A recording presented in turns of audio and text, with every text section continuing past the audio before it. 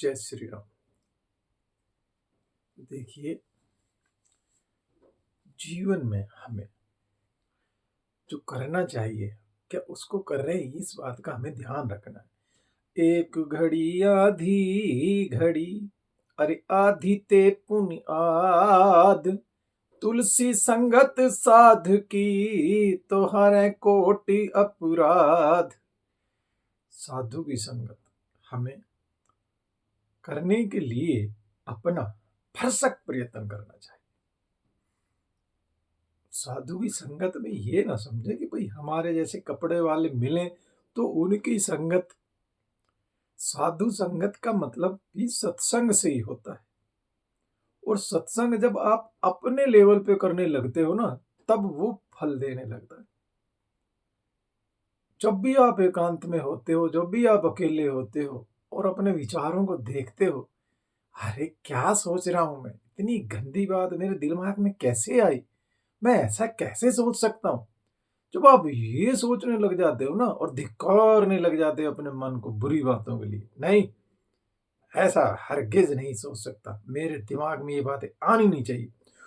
जब आप इस तरह से धिक्कारने लग जाते हो तो ये सत्संग की शुरुआत है, और फिर धीरे धीरे चल करके आपके विचारों में इतनी पवित्रता आने लगेगी खुद पे खुद, कि जो भी गलत सोच है, गलत विचार है, वो खुद से ही किनारा करने लग जाए।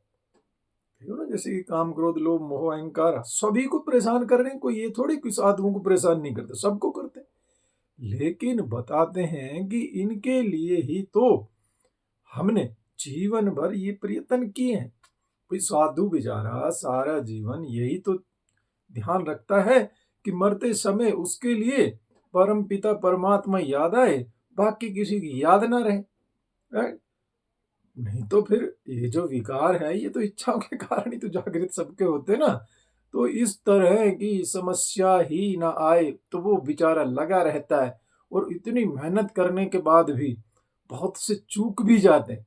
तो फिर आपने कैसे समझ लिया कि आप जपोगे भी ना फिर भी आपका कल्याण हो जाएगा। बहुत ये रेयर चांस होंगे कि भाई जिसने जीवन भर नाम लान लिया हो भगवान का, अंत समय में उसके मुख से भगवान का नाम निकल जाए। तो देखिए, आज से कुछ बातों का विशेष ध्यान रखने के लिए संकेत है। तो इन सब बातों को हमने संतों के मुख से ही सुन रखा है, और हम आपको जो बता रहे हैं, हमारे पास हमारा अपना कुछ नहीं, हम तो केवल जो संतों ने सुनाया है उसको पहले जीवन में थोड़ा थोड़ा धारण किया, हमें जो फायदा हुआ तो फिर आपको बता रहे। देखो ना, जिस दवा से इंसान को फायदा होता है तो वो दूसरों को बताने लगता है कि भाई इन चीजों को करने के लिए आप भी करिए। है, वो कहा था ना किसी गुरु ने, भैया मैं आपको जो नाम दे रहा हूँ बच्चे, ये किसी को नहीं बताना। और जब उसको फायदा हुआ तो बताते हैं कि वो अपने घर की छत पे चढ़ करके चिल्लाने लगा कि भाई ये नाम जप करो। अब गुरुदेव ने देखा, अरे ये तो चिल्ला रहा है, बुलाया, अरे पागल, हमने तो आपको बोला था कि आपने तो कभी भी नाम को दूसरों को नहीं बताना। बोलो वाह महाराज, जिस नाम से मेरा जीवन बदल गया वो मैं दूसरों को कैसे ना बताऊं। तो आप देखिए कि जीवन बदलने वाली जो चीजें हैं वो संतों के मुख से कभी कभी निकल जाती है, और पकड़ने वाले पकड़ लेते हैं, जिनसे नहीं पकड़ी गई वो चलते रहते हैं। तो संतों ने बताया कि भैया कभी भी ना अपना चेहरा ना बिगड़ने दे। मुस्कुराहट जो ये है ना, ये खत्म नहीं होनी चाहिए। चेहरा, अब देखो चेहरा कब बिगड़ता है, जब मनुष्य को क्रोध आता है? तो क्रोध में चेहरा बिगड़ जाता है। आज आप इस बात का ध्यान कर लेना कि आप बिगड़ चेहरा बिगाड़े क्रोध करके दिखाओ, मानो आप हंसते रहो, ये जो मुस्कुराहट चेहरे पर रहती है आप लोगों की, ये रहे, और फिर आप क्रोध करके दिखाओ, हो ही नहीं सकता। क्रोध लाने के लिए चेहरा हमेशा बिगड़ जाता है। तो हमें इन सब चीजों का ध्यान करना है कि हम कभी भी क्रोध ना करें। देखो ना, अगर मुस्कुराहट गायब हुई तो ऐसे करोगे तभी तो क्रोध आया। तो क्रोध आता है अंदर से, आदमी जलता है, तो क्रोध में तो भैया जलना पड़ता है। तो क्रोध ना करें, इस बात का विशेष ध्यान रखें कि भैया कुछ भी हो जाए हमें क्रोध नहीं करना है। वो बताते ना, जब वो क्रोध आता था तो वो उल्टी गिनती गिनना शुरू कर देते थे। और वो जो सास बहू का था कि भाई उसको जब गुस्सा आए तो वो अपने मुंह में पानी भर लेती थी। उसके पिताजी ने बताया था कि ये दवा है, भाई तू अपने मुंह में ये पानी डाल लेना, बस तेरे को वो नहीं। अब वो कुछ बोल नहीं पाती थी, और बोल नहीं पाती थी तो गुस्सा नहीं कर पाती थी। तो फिर धीरे धीरे शांति हो गई। तो भैया ऐसे अपने लेवल पे आप भी देखो, जैसे हम बार बार कहते हैं मैं गीता जी को पढ़ना शुरू कर दो, तो गीता जी में ये सब समाधान है। और फिर जीवन को सामने रख के जब गीता जी पढ़ी जाएगी ना, जो भी आपने एक श्लोक पढ़ा, दो श्लोक पढ़ा, एक दो अध्याय जितने भी पढ़े, उनमें जब आप निकालते हैं कुछ कि ये हमारे जीवन में बदलाव करने वाली चीज है, तो जब जाकर के आपके जीवन में कुछ बदलाव आएगा। यदि खाली पढ़ लिया जैसे और सब लोगों का हो रहा है, आप देखते ना रामायण का पाठ होता है 24 घंटे का, तो रामायण के पाठ के अंदर वो आते हैं जो रामायण के पाठ करने वाले होते हैं, घर के लोग भी पूरे नहीं बैठते, और बस लगा दिया माइक या जो भी सिस्टम, और उसमें वो हो गया, और भाई धड़ाधड़ वो रामायण का पाठ करते चले जाते हैं। क्योंकि इतनी बड़ी रामायण है और वो 24 घंटे में उसका पाठ कर ले। और फिर उसको जो हम लोग हैं वो बिल्कुल भी मन से सुन नहीं पाते। या आप देख लीजिए जो भी रामायण का पाठ कराते हैं वो 24 घंटे के बैठ करके सुनते भी हैं, पर वो खुद से 24 घंटे नहीं निकाल रहे। तो जब उनसे 24 घंटे नहीं निकाल रहा है, तो जो रामायण का पाठ हो रहा है वो खाली फॉर्मेलिटी तो हो। तो रामायण का पाठ यदि कराए तो फिर उसमें कम से कम भाई बाहर वालों से आप क्या उम्मीद करते हो? जो कराने वाला मालिक है वो तो बैठे हैं भाई, अपने जोड़े के अनुसार वो बैठे, अपने बच्चों को बैठाए।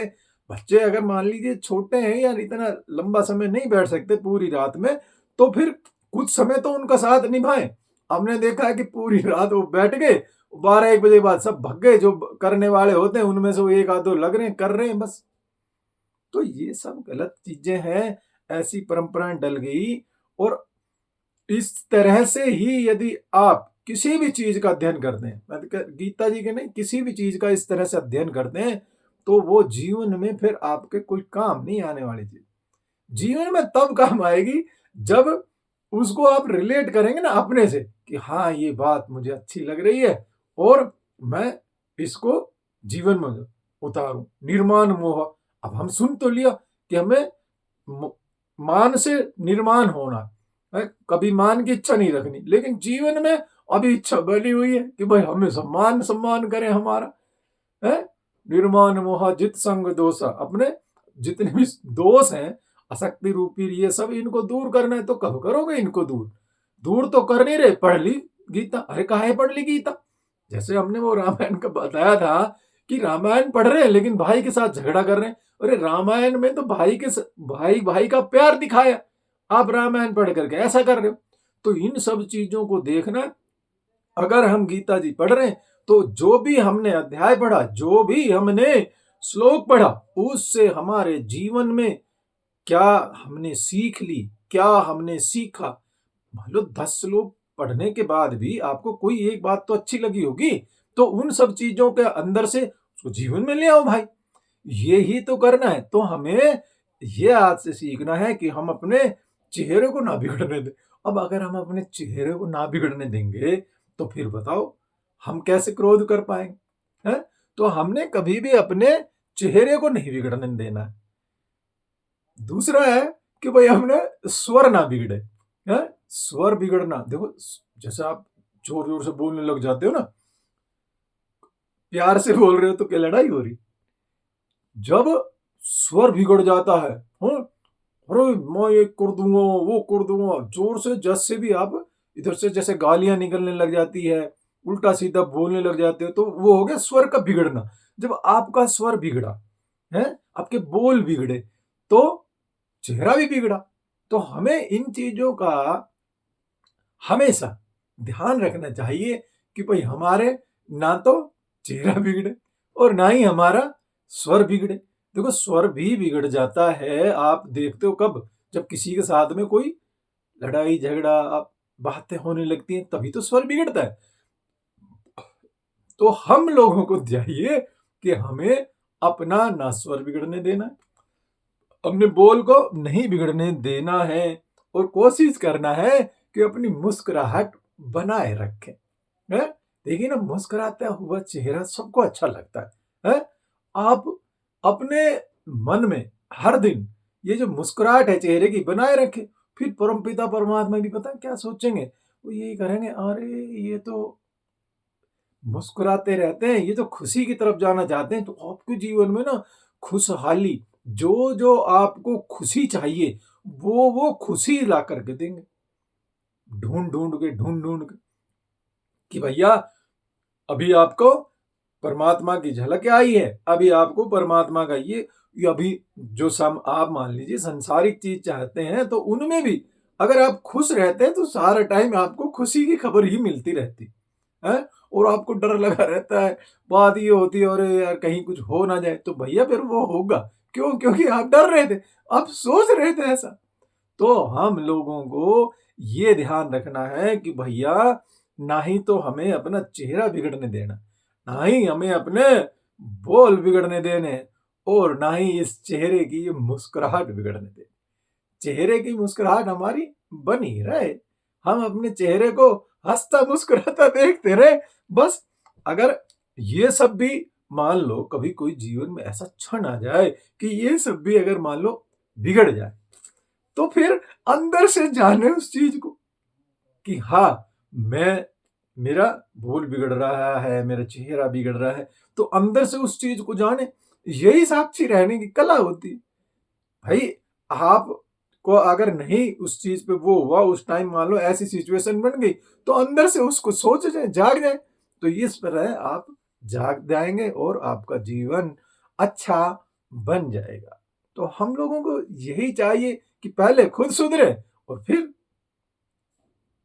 अपने आप सुधरे। हम बदलेंगे, युग बदलेगा। ठीक है ना? जब हम ही नहीं बदल रहे तो युग को कैसे बदल देंगे? हमको बदलना पड़ेगा, अपनी जो गली सड़ी गंदी आदतें हैं उनको छोड़ना पड़ेगा, तब जाकर के ही युग बदलता है। तैयार तो हो, जरा आगे चलने के लिए हिम्मत तो दिखाओ। ये सब हमें करना होगा। जय श्री राम, राधे राधे।